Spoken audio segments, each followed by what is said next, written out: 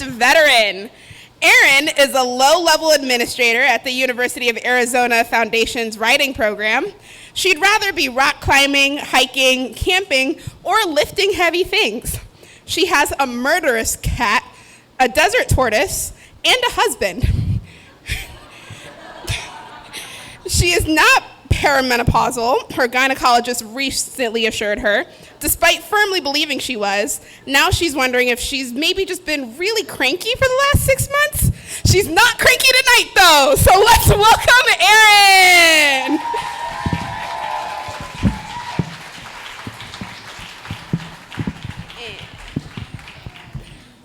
Got all this baggage. Thank you. Is that high enough? Oh my God, why is it so windy up here, Tiara? Jesus.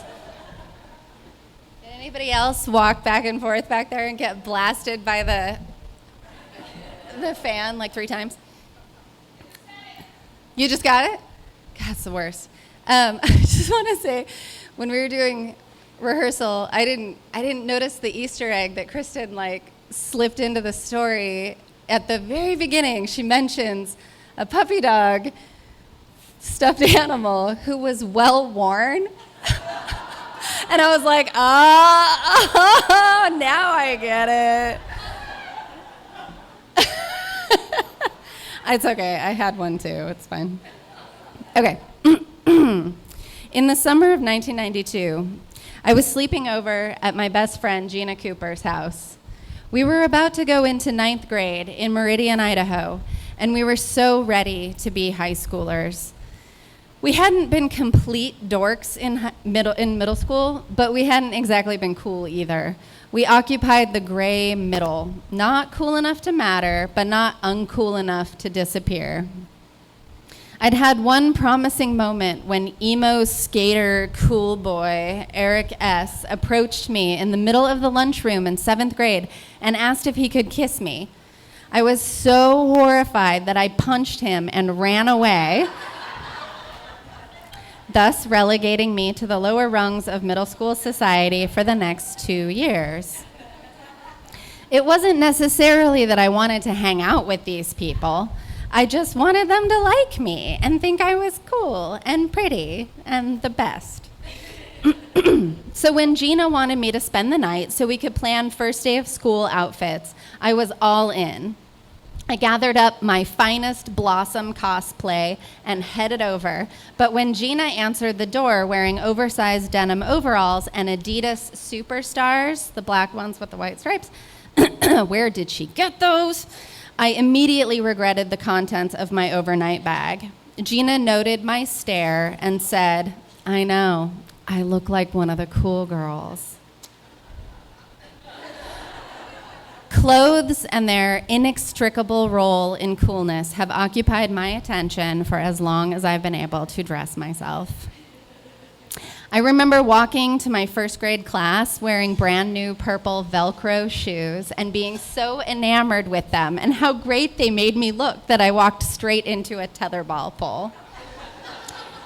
In 3rd grade, I was so excited to wear the skirt my mom had just made for me that I ignored the school policy prohibiting shorts until May and wound up in the principal's office, humiliated and tearful because despite the skirt being the first thing you see, apparently the shorts part of the skirt is the only part that matters.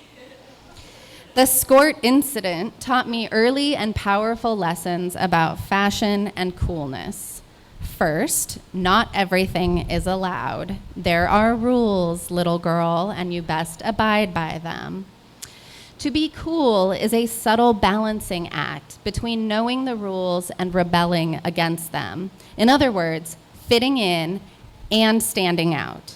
So my little act of sartorial rebellion, if I had owned it and told the principal to suck it, certainly fell on the side of cool.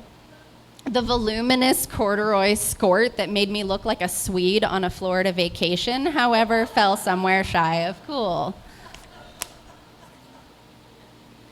My 5th grade class picture is some of the only evidence available on the internet of these early struggles with fitting in while standing out. I am in the 2nd row, right next to my best friend, Ellen DeAngelis, and right behind my crush, Bryce Gray. Little Bryce Gray, like a mouse. I am rocking my 3-color Converse high tops, swatch watch, hot pink floral button-up, and a half-side pony held with a bright pink scrunchie. The cons and swatch say, I'm hip, I know what's trendy. But the shirt, like the 3rd grade corduroy skirt, say, hello, I'm Carol, a middle-aged divorcee who would like to get her groove back. Join me for a Mai Tai at the hotel bar? A big part of the struggle was where I lived. Meridian, Idaho then was mostly just vast tracts of farmland broken up by the occasional suburb and a downtown that consisted of Zamzow's Feed and Hardware and the Hungry Onion Drive-In, both of which are still there. Also, the internet was barely a thing, so fashion guidance came mainly from television and magazines. I would sneak glances at 17 magazine at the grocery store with my mom, but I felt too ashamed to ask for one, so TV was pretty much all I had.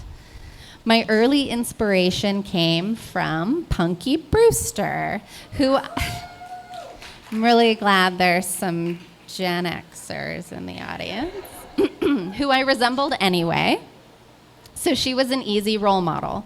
Her mismatched socks and baggy jeans just felt right to me, even with the inexplicable bandana tied around one leg. Punky, are you hurt? Is it a tourniquet?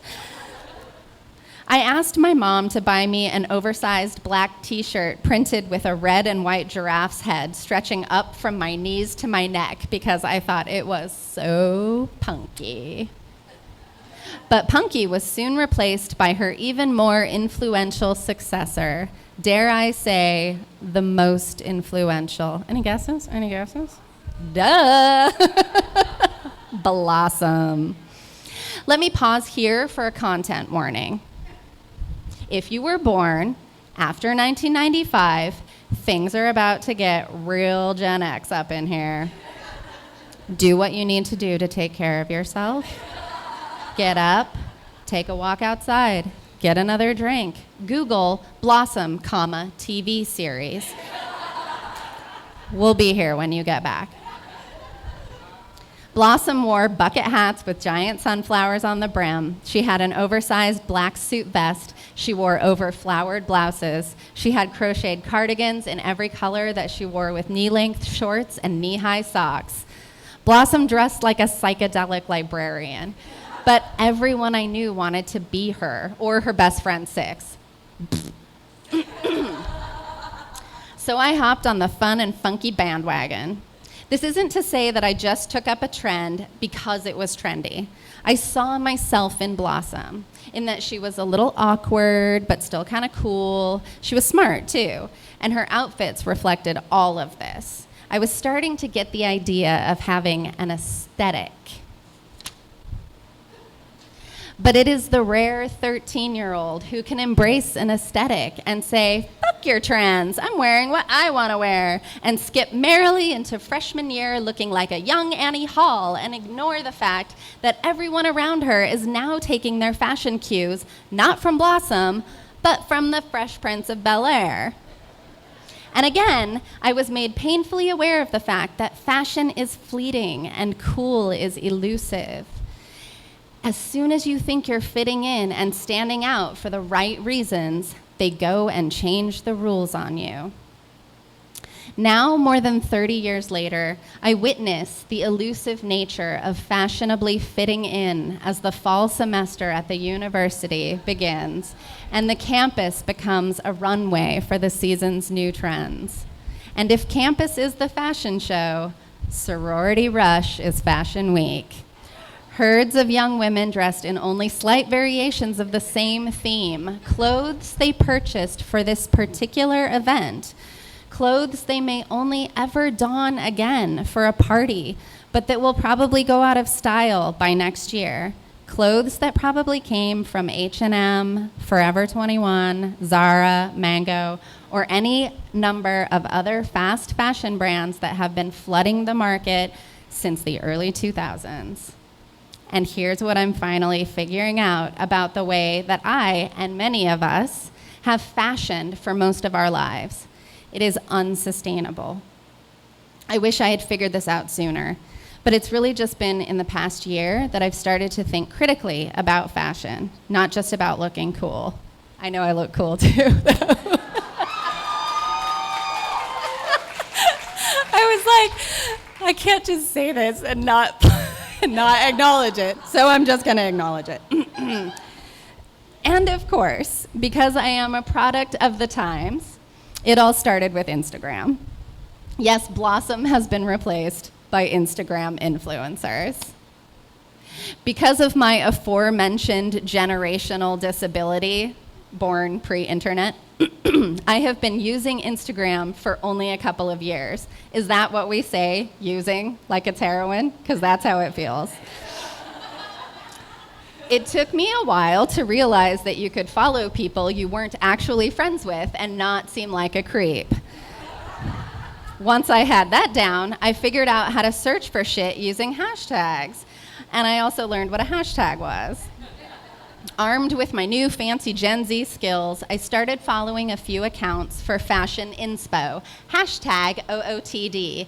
For the olds, that's outfit of the day posts, and inspo means inspiration. You're welcome. In January last year, an Instagrammer I had been following posted a selfie featuring a t-shirt I had noticed floating around on a few other accounts I followed. Just a simple white t-shirt with a giant blue circle on the chest. It's really nothing, but it's amazing, and now I have 3 of them. In the post, the user said she had gotten the tee through an app called Lucky Sweater, where users create closets of their sustainable brand clothes to trade with others. I downloaded the app on a whim, checked the acceptable brands list, and found that I had a fair number of them in my closet. Woohoo. Since January, this is like almost shameful to admit, but I'm gonna do it because I feel like this is therapy. Since January, I have made more than 20 swaps with people from Vancouver to Vermont. My Lucky Sweater trades feel like treasures. They have history and patina and stories, like this jumpsuit I got from Laura in New York. Thank you, Laura, who said, I know, shout out to Laura, right? How could you give this thing up? Anyway, she said it made her feel powerful when she needed it. And now it's doing the same thing for me. It isn't just clothes that I've gotten out of the app. It's a community of people who don't just care about looking cool, but who fashion themselves in line with their values. Since I was a kid, I've been fashioning myself in a way that has been packaged and sold to me by fast fashion. It's a fashion that doesn't care about individuals or the livability of our planet, but only about profits and getting people to buy more and getting them to think they need it. The fast fashion life cycle begins with severely underpaid labor and ends in a dumpster on Greek Row, or worse, in a desert somewhere in the global south.